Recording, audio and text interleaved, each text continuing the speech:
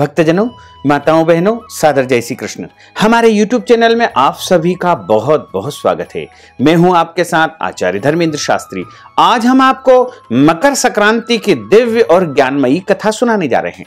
तो सबसे पहले आपको और आपके पूरे परिवार को मकर संक्रांति महापर्व की बहुत बहुत शुभकामनाएं और बधाइयां। मकर संक्रांति जो कि प्रत्येक वर्ष जो है 14 जनवरी को आती है, लेकिन कभी कभी 15 जनवरी को भी आ जाती है। जब सूर्य देवता मकर राशि में प्रवेश करते हैं तो ऐसे समय को मकर संक्रांति कहा जाता है। इस वर्ष मकर संक्रांति का महापर्व 14 जनवरी 2021 गुरुवार को मनाया जाएगा और सूर्य देव का मकर राशि में प्रवेश करना मकर संक्रांति कहलाता है। इसी दिन सूर्य देवता उत्तरायण हो जाते हैं। शास्त्रों में उत्तरायण की अवधि को देवताओं का दिन तथा दक्षिणायन को देवताओं की रात्रि कहा गया है। इस तरह मकर संक्रांति एक प्रकार से देवताओं का प्रभात काल माना जाता है। मकर संक्रांति के दिन स्नान करना, दान करना, तप करना, जप करना तथा पितरों के निमित्त श्राद्ध करना और अनुष्ठान आदि महत्वपूर्ण माने गए हैं। किसी भी मंत्र जाप को सिद्ध किया जा सकता है। शास्त्रों के अनुसार इस दिन किया गया दान 100 गुना अधिक होकर के प्राप्त होता है। मकर संक्रांति के दिन सूर्य अपनी कक्षाओं में परिवर्तन करके दक्षिणायन से उत्तरायण की ओर होकर के मकर राशि में प्रवेश करते हैं। जिस राशि में सूर्य की कक्षा का परिवर्तन होता है उसे संक्रमण या संक्रांति कहा जाता है।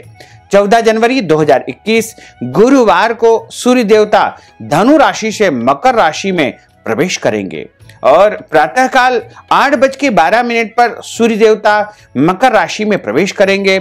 अतः 8:12 से पुण्य काल प्रारंभ हो जाएगा, जो कि प्रातः 10:30 तक विशेष पुण्य काल रहेगा। उसके बाद वैसे तो शाम को सूर्यास्त तक मकर संक्रांति का पुण्य काल रहेगा।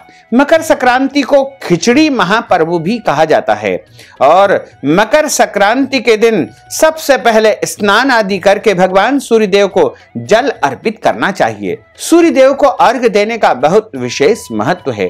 तांबे के पात्र में लाल चंदन, लाल कुमकुम, लाल पुष्प और गुड़ डाल करके यदि सूर्य भगवान को जल चढ़ाया जाए तो अनंत पुण्यदायी फल देने वाला होगा। तो आज हम आपको मकर संक्रांति की दिव्य और ज्ञानमयी कथा सुनाने जा रहे हैं। इस कथा को अंत तक जरूर सुनिएगा और अधिक से अधिक लोगों को शेयर भी करिएगा। कथा प्रारंभ करने के पहले गुरुदेव की स्तुति करेंगे, उसके बाद भगवान की वंदना करेंगे, उसके पश्चात कथा प्रारंभ करेंगे। बोलिए सूर्य नारायण भगवान की जय, लक्ष्मी नारायण भगवान की जय। गुरुर् ब्रह्मा गुरुर्विष्णु गुरुर्देवो महेश्वरा, गुरुः साक्षात् परब्रह्म तस्मै श्री गुरुवे नमः। श्री अखंड मंडलाकारं व्याप्तं येन चराचरं तत्पदं दर्शितं येन तस्मै श्री गुरुवे नमः। अज्ञानान्तिमिरान्धस्य ज्ञानाञ्जनशलाकया चक्षुरुन्मीलितं येन तस्मै श्री गुरुवे नमः।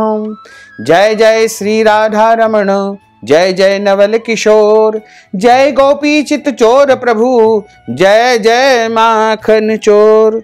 मात मेरी श्री राधिका, पिता मेरे घनश्याम, इन दोनों के चरणन में मेरा बारंबार प्रणाम।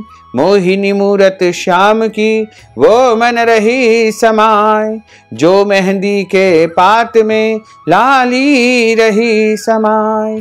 धन यौवन एक दिन उड़ जाएंगे जैसे उड़े कपूर, मन मूरख तू राम भज क्यों चाटे जगधूर, क्यों चाटे जगधूर। सच्चिदानंद रूपाय विश्वोत्पत्त्यादि हेतवे तापत्रय विनाशाय श्री कृष्णाय वयं नमः। बोलिए श्री वृंदावन बिहारी लाल की जय, सूर्य नारायण भगवान की जय। मकर संक्रांति जो कि बड़ा ही दिव्य और पुण्यमयी महापर्व कहलाता है।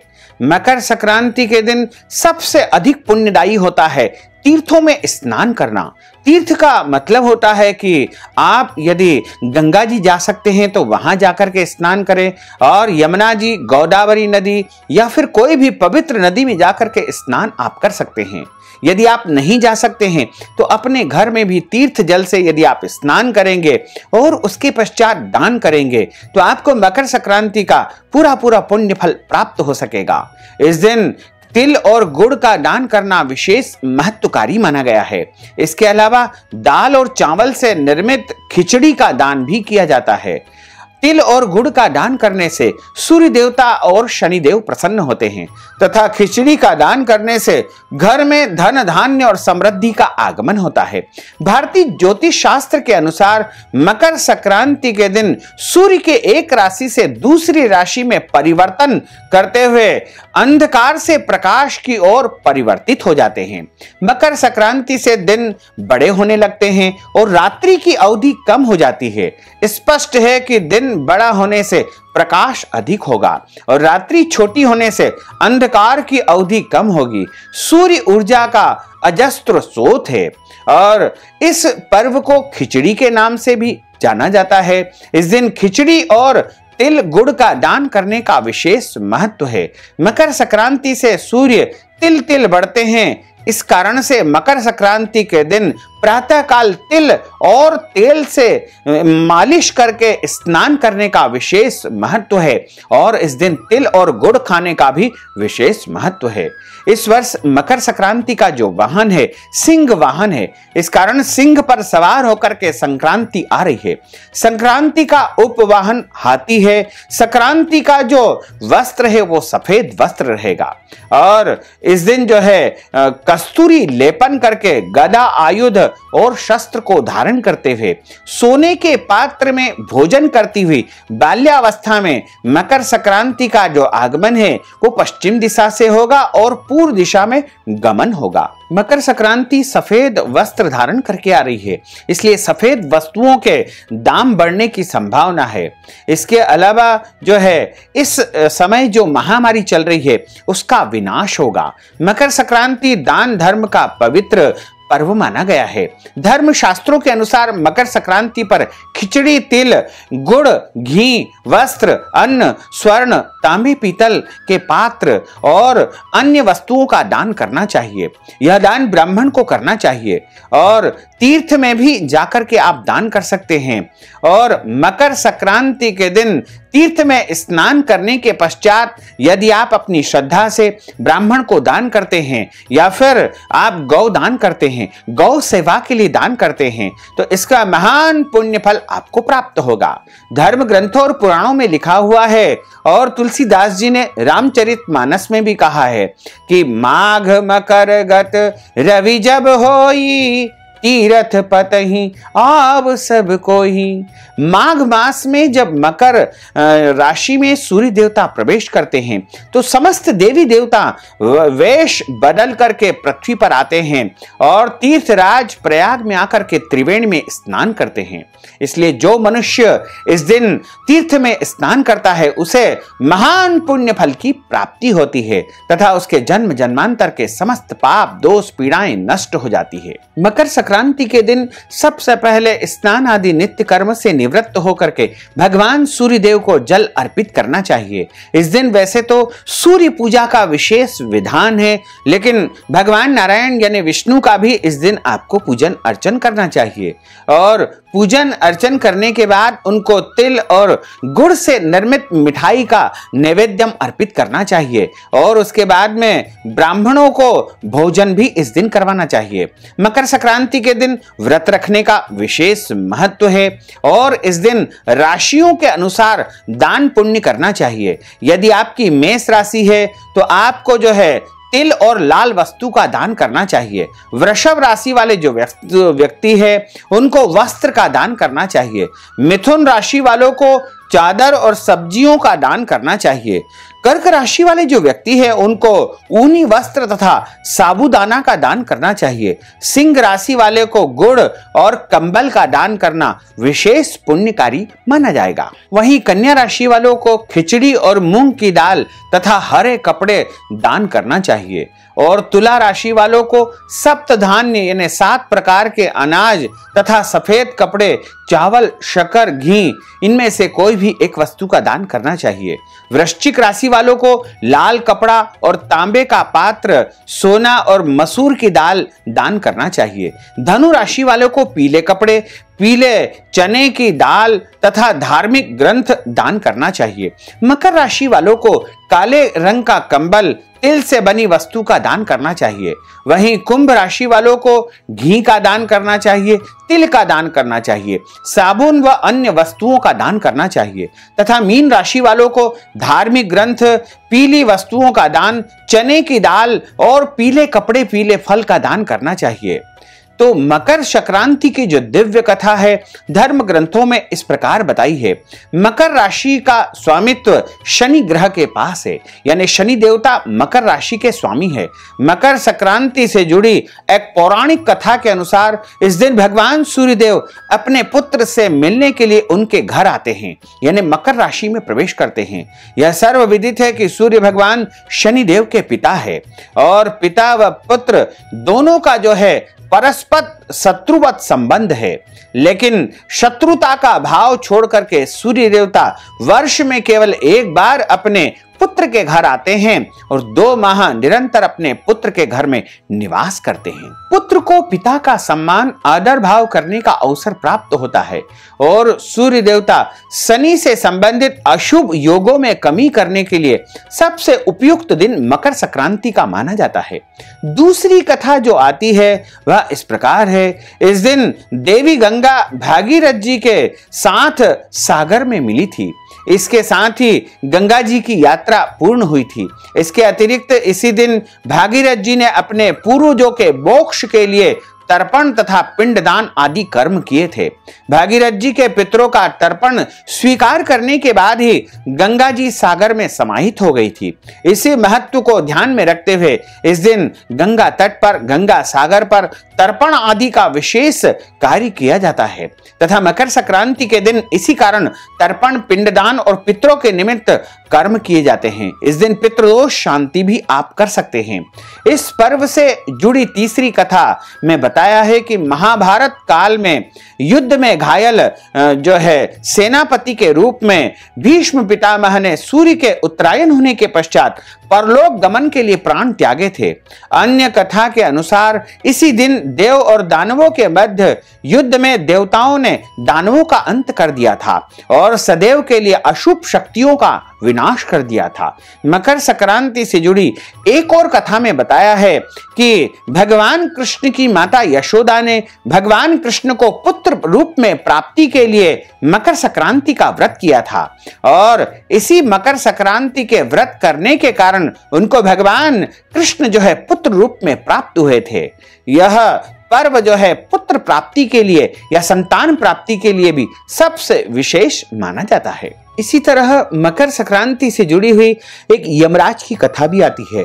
इसमें यह बताया है कि महोदयपुर का एक राजा था। उस राजा का नाम बब्रुवाहन था। उस राजा के राज्य में एक ब्राह्मण निवास करता था। उस ब्राह्मण की जो पत्नी थी वह बड़ी पतिव्रता और धर्मात्मा स्त्री थी। वह प्रत्येक व्रत तथा उपवास करती थी, समस्त व्रतों को मानती थी, समस्त देवी देवताओं का पूजन अर्चन बड़ी श्रद्धा से करती थी। लेकिन उसने कभी भी यमराज के निमित्त कोई भी व्रत तथा पूजन अर्चन आदि कार्य नहीं किए थे। जब उस महिला का अंतिम समय आया, तब उसकी आयु पूर्ण हो गई, तब यमराज के दूत उसे ले जा करके यमराज के सामने खड़ा कर दिया। तब यमराज ने उससे कहा कि तुमने जो है समस्त प्रकार के व्रत किए, दान किए, पुण्य किए, लेकिन तुमने कभी भी मेरे निमित्त कोई भी व्रत तथा पूजन नहीं किया है।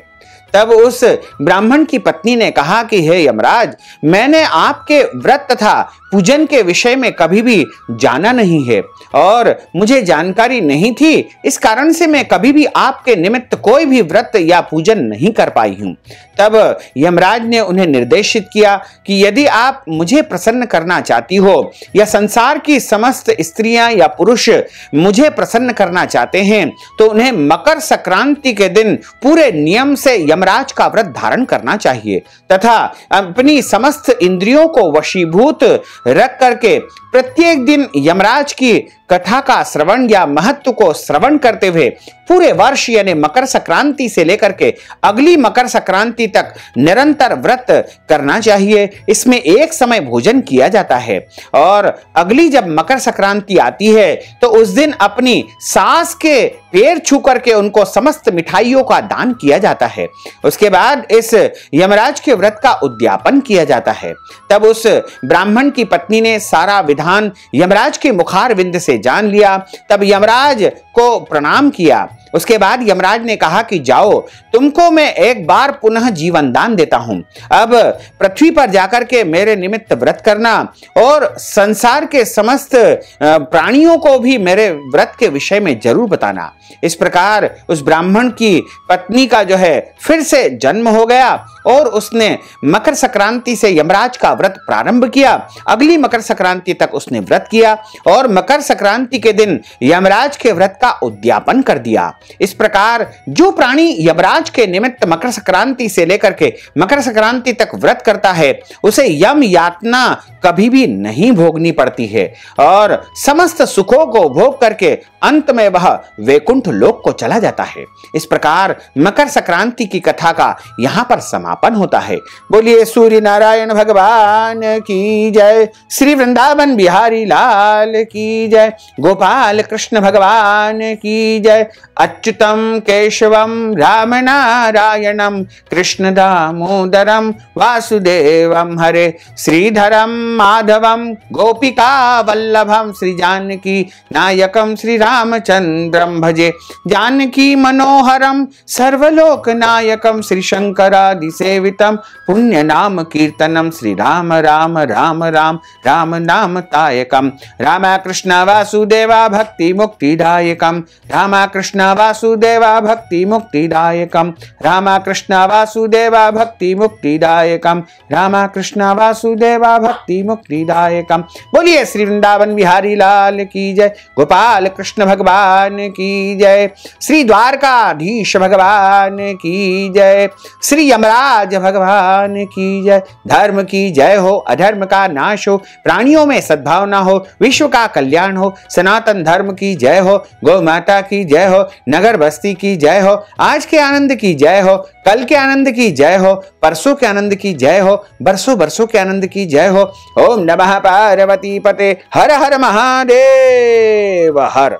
भक्तजनों, माताओं बहनों, यदि आप मकर संक्रांति के निमित्त अन्न दान करना चाहते हैं, खिचड़ी का दान करना चाहते हैं, तिल गुड़ का दान करना चाहते हैं या फिर वस्त्र दान, गौ दान, गौ सेवा के लिए, मंदिर सेवा के लिए, अन्नदान, स्वर्ण दान या कोई भी दान मकर संक्रांति के निमित्त यदि आप करना चाहते हैं तो आप हमारे पेटीएम के माध्यम से, गूगल पे के माध्यम से, फोन पे के माध्यम से या अकाउंट नंबर के माध्यम से नगद राशि पहुंचा करके अपना नाम तथा गोत्र हमें बता करके मकर संक्रांति का संपूर्ण पुण्य फल प्राप्त कर सकते हैं। साथ ही आपसे अनुरोध है कि इस ज्ञानवर्धक वीडियो को अधिक से अधिक लोगों को शेयर करिएगा, लाइक करिएगा, कमेंट करिएगा और यदि अभी तक आपने सब्सक्राइब नहीं किया तो अभी और इसी समय सब्सक्राइब अवश्य कर लीजिए। आपको और आपके पूरे परिवार को सादर जय श्री कृष्ण, सादर धन्यवाद।